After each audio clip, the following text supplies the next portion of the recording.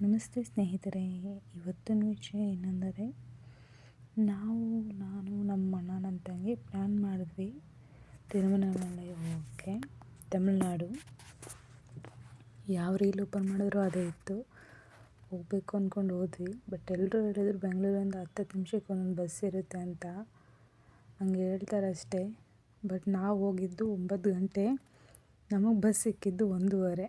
But ಆದರೂ extra amount ಕೊಡ್ತೀವಿ ಅಂದಿದ್ದಕ್ಕೆ seat ಸಿಕ್ತು, ಇಲ್ಲಾಂದರೆ ಸೀಟ್ ಅದು ಸಿಗ್ತಿರಲಿಲ್ಲ. ಎಲ್ಲ ಬುಕ್ಕಿಂಗ್ ಮಾಡ್ಕೊತಿದ್ರು. ಸೊ ನಾವು ಹೇಳಿದೇನೆಂದರೆ, ವೀಕೆಂಡ್ಸಲ್ಲಿ ಹೋಗಬೇಕಾದ್ರೆ ಯಾರಾದರೂ ಹೋಗಲಿ, ಬುಕ್ ಮಾಡ್ಕೊಂಡು ಹೋಗಿ. ನೀವು ಬಸ್ ಸಿಗುತ್ತೆ 10 ನಿಮಿಷಕ್ಕೊಂದು ಬಸ್ಸು ಅಂತ ಹೇಳ್ತಾರಲ್ಲ ಅಂತ ಹೋಗ್ಬೇಕು ಅಂದ್ಕೊಂಡ್ರೆ ಬಸ್ ಅಂತೂ ಸಿಗಲ್ಲ. ತುಂಬ ಕಷ್ಟಪಟ್ಟು ನಮ್ಗೆ ಬಸ್ ಸೀಟ್ ಸಿಕ್ತು ಕೊನೆಗೂ. ನಾವು ಹಂಗೆ ರೂಮ್ಗೆ ಹೋಗಿ ರೂಮ್ ವೆಕೇಟ್ ಆದ್ವಿ. ಕೊನೆಗೂ ಸಿಕ್ತಲ್ಲ ಅಂತೇಳಿ ಹೋದ್ವಿ. ಅಲ್ಲಿ ರೂಮ್ಸ್ ಎಲ್ಲ ಕಾಸ್ಟ್ಲಿ ಇದೆ. ಎಲ್ಲರೂ ಹೇಳ್ತಾರೆ 100 ರೂಪಾಯಿ 300 ರೂಪಾಯಿ ಸಿಗುತ್ತೆ ಅಂತ. ರೀಲ್ಸಲ್ಲೆಲ್ಲ ಸುಳ್ಳು. ಬಟ್ ನಾವು ಹೋಗಿದ್ವಿ, ಅಲ್ಲಿ ರೂಮ್ಸ್ ಎಲ್ಲ ಅವೈಲೇಬಲ್ ಇತ್ತು. ಬಟ್ ನಮಗೆ 800-900 ಸಿಕ್ತು. ಆ್ಯಂಡ್ ನೆಕ್ಸ್ಟ್ ಅದೆಲ್ಲ ಅಲ್ಲಿ ಫ್ರೆಶ್ ಆಗಿ ಎಲ್ಲ ದೇವಸ್ಥಾನ ಹತ್ರ ಹೋಗಿ ಅಲ್ಲಿ ಹೇಳಿದ್ರು ಪೂಜೆ ಮಾಡಬೇಕು ಅಂತ. ಅಲ್ಲಿ ದೀಪ ಹಚ್ಚೋಕ್ಕೂ ತೆಂಗಿನಕಾಯಿ ಮಾರ್ಕೊಂಡ್ರೆ ಸಾಕು, ನಾವಿಲ್ಲಿ ಕೆಲಸ ಮಾಡೋದೇ ಬೇಡ. ಅಲ್ಲೇ ಒಂದು ತೆಂಗಿನಕಾಯಿ ಅಂಗಡಿನೋ ಇಲ್ಲ ಅಲ್ಲಿರೋ ದೀಪಗಳು ಬತ್ತಿಗಳು ಬರ್ತಾರಲ್ಲ ಅದನ್ನು ಮಾರ್ಕೊಂಡು ಕೂತ್ರೆ ನಮ್ಗೆ ಅದರಲ್ಲೇ ದುಡ್ಡು ಚೆನ್ನಾಗಿ ಬರುತ್ತೆ ಅಂದ್ಕೊಂಡ್ವಿ. ನಾವು ಮಾತಾಡ್ಕೊಂಡ್ವಿ, ನಾವು ನಮ್ಮಣ್ಣ ತಂಗಿ. ಹಂಗೆ ನೆಕ್ಸ್ಟ್ ಎಲ್ಲರಿಗೂ ನಾಮ ಇಟ್ಟರು. ಆ್ಯಂಡ್ ನೆಕ್ಸ್ಟ್ ಅಲ್ಲಿಂದು ಏನಂದರೆ, ಎಲ್ಲರೂ ಗಿರಿ ಪ್ರದರ್ಶನ ಮಾಡ್ತಾರಂತ. 14 ಕಿಲೋಮೀಟ್ರ್ ಇದೆ ಅಂತ ಹೇಳ್ತಾರೆ. ಅದು ಚೂಸ್ ಮಾಡಿದ್ವಿ, ಸ್ಟಾರ್ಟ್ ಮಾಡಿದ್ವಿ ಹೋಗಬೇಕು ಅಂತ. 14 ಕಿಲೋಮೀಟ್ರ್ ಅಂದರೆ ನನ್ನ ತಂಗಿ ಶಾಕ್ ಆದಳು. ಬಟ್ ಎಲ್ಲನೂ ಮಾಡ್ತೀವಿ, ಇದೂ ಒಂದು ಟ್ರೈ ಮಾಡಿಬಿಡುವ ಅಂತೇಳಿ ಅಂದ್ಕೊಂಡ್ವಿ.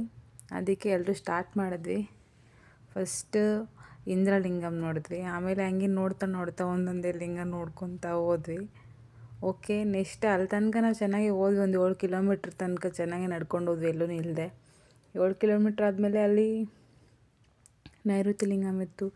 ಅದನ್ನು ನೋಡಿಕೊಂಡು ಮುಂದೆ ಹೋದ್ವಿ. ಹಂಗೆ ಅಲ್ಲೇ ಒಂದೊಂದು ಲಿಂಗನೇ ನೋಡ್ತಾ ಕೊನೆ ಪಕ್ಷವಾಗಿ ಈಶಾನ್ಯ ಇತ್ತು ಲಿಂಗ. ಬಟ್ ಅದಕ್ಕಿಂತ ಸ್ವಲ್ಪ ಮುಂಚೆನೇ ಮೋಕ್ಷ ಮಾರ್ಗಮ್ ಅಂತಿತ್ತು. ಅದರಲ್ಲಿ ಕ್ಯೂ ನೋಡಿದ್ರೆ ಯಪ್ಪ, ದಾರಿ ಫುಲ್ಲು ಕ್ಯೂ ಇತ್ತು. ಅಂದರೆ ಅಷ್ಟಿಷ್ಟಲ್ಲ. ಆ ಕ್ಯೂವಲ್ಲಿ ವೆಯ್ಟ್ ಮಾಡಿ 3 ಅವರ್ಸ್ ವೆಯ್ಟ್ ಮಾಡಿದ್ವಿ.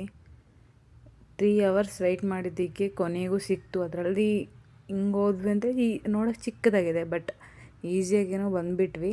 ಅದನ್ನು ಮುಗಿಸ್ಕೊಂಡು ನೆಕ್ಸ್ಟ್ ಹಂಗೆ ನಡ್ಕೊತ ಹೋದ್ವಿ.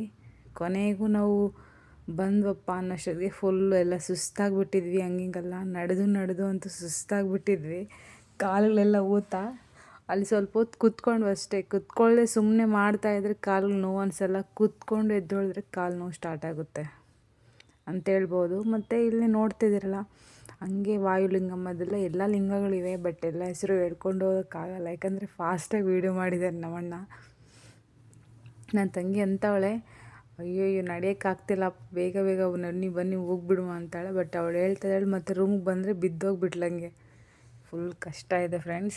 ಎಲ್ಲರೂ ಹೇಳಿದಷ್ಟು ಈಸಿ ಎಲ್ಲ ಹೋಗೋದು. 14 ಕಿಲೋಮೀಟ್ರ್ ಪ್ರದರ್ಶನ ಅಂದರೆ ಈಸಿ ಅನ್ಕೊಬಿಟ್ಟಿದ್ದಾರೆ. ಕೊನೆಗೂ ಬಂದು ಇಲ್ಲಿ ಹತ್ರ ಕ್ಯೂ ಮಾಡ್ಕೊಂಡೋಗಿ ಅಲ್ಲಿ ನೋಡಿ ಗಿರಿ ಪ್ರದರ್ಶನ ಇದು ಮೋಕ್ಷ ಮಾರ್ಗದಲ್ಲಿ ದೂರಕ್ಕೆ ಕ್ಯೂ ಲಾಂಗ್ ಇದೆ. ಆ ಕ್ಯೂವಲ್ಲಿ ಸೇರ್ಕೊಂಡು ಹೆಂಗೋ ಬಂದ್ವಿ. ಬಂದಾದ್ಮೇಲೆ ಹಿಂಗೆ ನಡ್ಕೊಂಡು ಫೈನಲಾಗಿ ಈಶಾನ್ಯ ಲಿಂಗಂ ಹತ್ರ ರೀಚ್ ಆದ್ವಿ. ಇಲ್ಲಿ ನೋಡಿ, ಅದನ್ನು ನೋಡಿದ ತಕ್ಷಣ ಡೈರೆಕ್ಟ್ ನಾವು ಇದಕ್ಕೆ ಹೋಗಿದ್ದು, ತಿರುವಣ್ಣಾಮಲೈ ದೇವಸ್ಥಾನ. ಅಲ್ಲಿ ಅಂದ್ಕೊಂಡಷ್ಟು ಈಸಿ ಇಲ್ಲ. ಕ್ಯೂವಲ್ಲಿ ನಿಂತ್ಕೊಂಡ್ವಿ. ಕ್ಯೂವಲ್ಲಿ ಕರೆಕ್ಟಾಗಿ ನಾವು 2 ಗಂಟೆಗೆ ಸ್ಟಾರ್ಟ್ ಆಗಿದ್ದು. ಈ ಛತ್ರ ಕಾಣಿಸ್ತಿದೆಯಲ್ಲ, ಅದು ನಮ್ಗೆ ಕಾಣಿಸಿದ್ದು 3 ಗಂಟೆಗೆ. ಅಂದರೆ 1 ಅವರ್ ಬೇಕಾಯಿತು ಡೈರೆಕ್ಟ್. ಅಂದರೆ ಜಸ್ಟ್ ಡೋರ್ ಹತ್ರ ಬರೋಕ್ಕೆ 1 ಅವರ್ ಬೇಕಾಯಿತು. ಇನ್ನು ತಿಳ್ಕೊಳ್ಳಿ, ಒಳಗಡೆ ಹೋಗ್ಬೇಕಂದ್ರೆ 9 ಇದನ್ನು ದೂರ ಹೋಗಬೇಕು ಅಂತ ಹೇಳ್ತಾರೆ. ಎಷ್ಟಿರ್ಬೋದು ಅಂತ ನೀವೇ ಕ್ಯಾಲ್ಕುಲೇಟ್ ಮಾಡಿ. ಒಳಗಡೆ ಹೋಗೋಕ್ಕೆ ಎಲ್ಲ ದರ್ಶನ ಮುಗಿಯೋಕ್ಕೆ ನಮಗೆ 5 ಗಂಟೆ ಬೇಕಾಯಿತು. ಫುಲ್ ಎಲ್ಲ ದೇವರ ದರ್ಶನ ಅಂದರೆ ನೀವೇ ಅಂದ್ಕೊಳ್ಳಿ ಎಷ್ಟಿರುತ್ತೆ. ಕೊನೆಗೆ ನಮ್ಮಣ್ಣ ಲಡ್ಡು ತೊಗೊಂಡು ಬಂದ.